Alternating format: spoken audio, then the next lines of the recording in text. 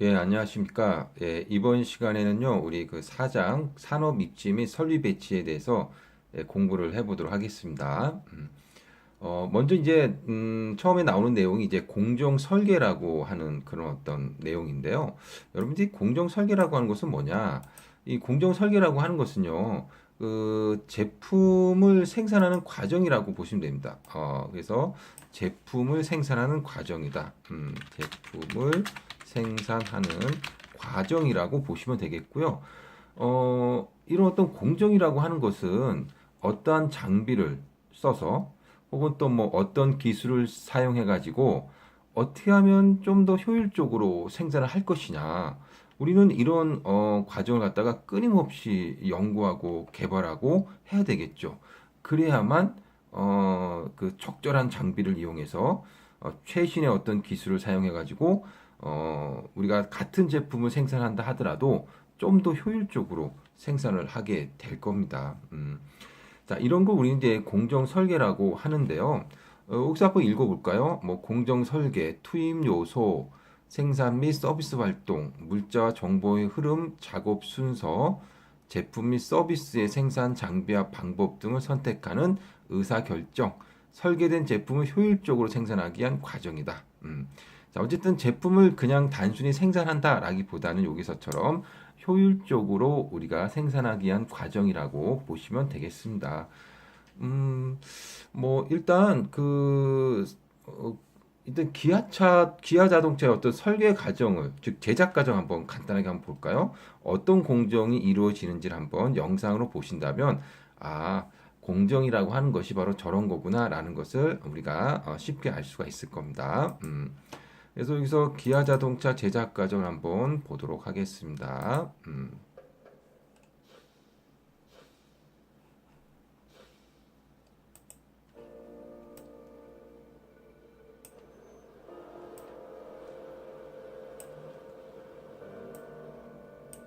이게 주조 과정입니다. 주조 과정. 예.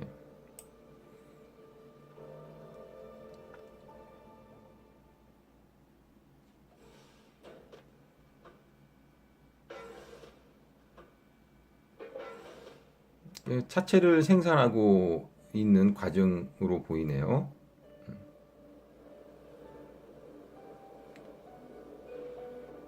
이 프레스 과정이라고 하고, 그 다음에 또 볼까요? 좀 빠르게 좀 가볼게요.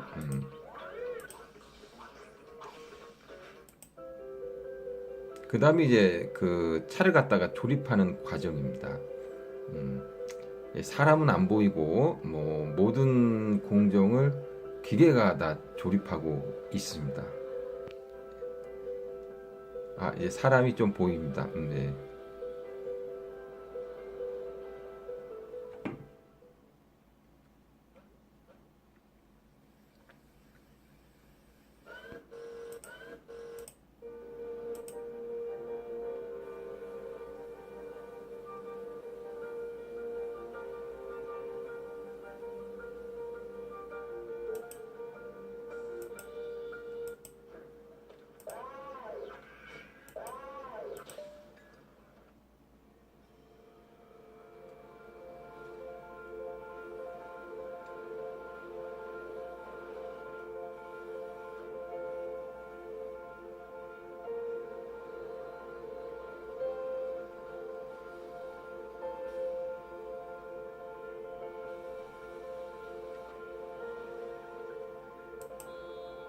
이제 사람들이 이렇게 조립을 하고 있고요. 그 다음에 이제 자동차를 테스트하고 하면은 뭐 이제 자동차를 이제 출시하면 되는 거죠.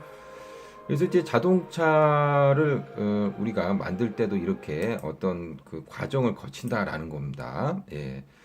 자, 그러면 우리가 이런 어떤 그 공정 과정의 어떤 유형을 한번 살펴보도록 할게요.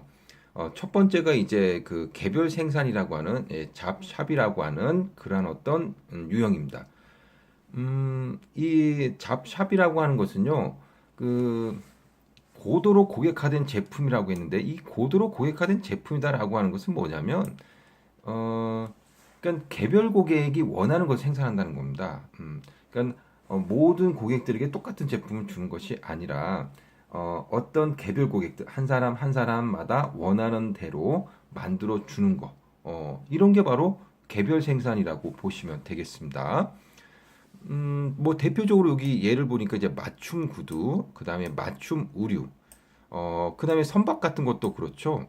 선박 같은 경우는 주문이 들어오면 그 주문자가 원하는 대로 이제 배를 갖다가 만든다라는 겁니다.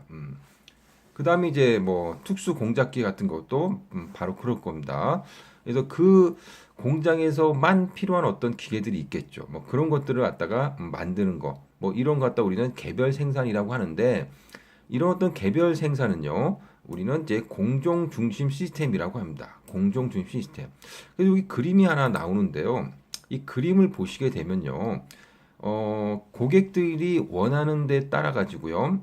예를 들어서 처음에는 이제 그 뭐 밀링 센터에 갔다가 그다음에 선반 센터에 갔다가 그다음에 드릴 갔다가 뭐 그다음에 뭐 검사하고 그다음에 뭐 완제품으로 가게 되는 그런 어떤 시스템. 근데 이제 다른 사람은 또 다르게 또 물건을 만들 수가 있겠죠.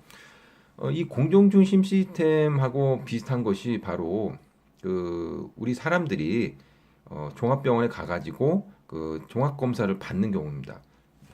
어떤 사람, 모든 사람을 갖다 다 똑같이 이제 검사를 맞는 것이 아니라 사람마다 좀 다르겠죠. 그래서 어떤 사람은 뭐 내과 가고 외과 가고 뭐 끝나지만 또 어떤 사람은 내과 갔다가 또 이비인후과 갔다가 그다음에 뭐 정형외과도 가야 되고 뭐 사람마다 다르다는 겁니다. 이런 게 바로 이제 공정 중심 시스템이라고 볼 수가 있겠습니다. 자, 그래서 이 개별 생산의 어떤 특징은요. 주문 생산입니다. 맞춤 구두 같은 걸 생각하면 되겠죠. 그 다음에 다품종 소량 생산입니다. 그러니까는 굉장히 소량으로 생산해내는 겁니다. 똑같은 제품들 소량으로 생산해내지만 품종은 굉장히 많은 거죠. 예. 그 다음에 공정 중심 시스템이다라는 겁니다. 자, 그 다음에 우리가 이 그 개별 생산하고 반대되는 개념이라고 할 수 있는 이제 플로우샵을 한번 보도록 하겠습니다. 이 플로우샵은요, 그 표준화된 제품을 다량으로 생산하기 위한 생산 공정입니다. 예를 들어서 여기 수요 예측이라는 말이 나오는데요. 그 우리가 이제 자동차를 갖다가 생산할 때 그 주문을 받아가지고 생산하는 게 아니지 않습니까? 어느 정도 자동차 수요가 올해 뭐 한 10만 대 정도 팔릴 것으로 예측되고 있다라고 한다면 뭐 10만 대를 만드는 겁니다. 주문 받아서 생산하는 것이 아니라요. 그래서 수요 예측에 의해서 계획된 생산을 한다. 그 다음에 소품종 다량 생산이죠. 우리가 자동차 같은 경우도 보게 되면요. 뭐 예를 들어서 뭐 산타페라든가 그 다음에 뭐 그랜저라든가 혹은 소나타라든가 이게 품종은 몇 개 안 되지만 소나타 같은 경우도 몇만 대씩 혹은 몇십만 대씩 이렇게 생산을 한다라는 겁니다. 그러니까 이제 소품종 이제 다량 생산이라고 보실 수가 있겠죠. 그리고 이제 제품 중심 시스템입니다. 예. 그 제품 중심 시스템은요, 여기 보시면 이제 그림에서 보시는 것과 같이 컨베이어 시스템이 있으면요, 컨베이어 시스템이 쭉 가면서 그 작업자들은 혹은 뭐 기계들은 자기 차례가 오면 자기가 맡은 그러한 공정만 실시한다는 겁니다. 그러면서 컨베이어 시스템이 쭉 가게 되면 이제 완제품이 나오는 거죠. 이런 게 바로 이제 제품 중심 시스템이라고 보시면 되겠고요. 이 제품 중심 시스템이기 때문에 생산 공정이 획일화되어 있다라고 보시면 되겠습니다. 대표적인 게 이제 자동차 공장, 뭐 여러분들 아마 잘 아실 수 있을 겁니다. 방금 전에 그 기아 자동차 그 제작 과정도 우리가 한번 같이 봤기 때문에 뭐 잘 이해하실 수 있으리라고 생각이 듭니다. 자, 뭐 이런 것이 바로 이제 플로우샵이라고 하시면 되겠고요. 그 다음에 공정 설계의 어떤 주요 의사 결정을 한번 보도록 하겠습니다. 공정 설계, 그러니까 그 아까 우리가 봤던 그 개별 생산을 할 거냐, 아니면은 플로우샵을 할 거냐, 뭐 혹은 공정 중심 시스템으로 갈 거냐, 아니면은 생산 제품 중심 시스템으로 갈 거냐. 이런 것들을 갖다가 결정하는 데 있어서 결정 요인들이 뭐냐라는 겁니다. 첫 번째가 바로 자본 집약도입니다. 자본 집약도.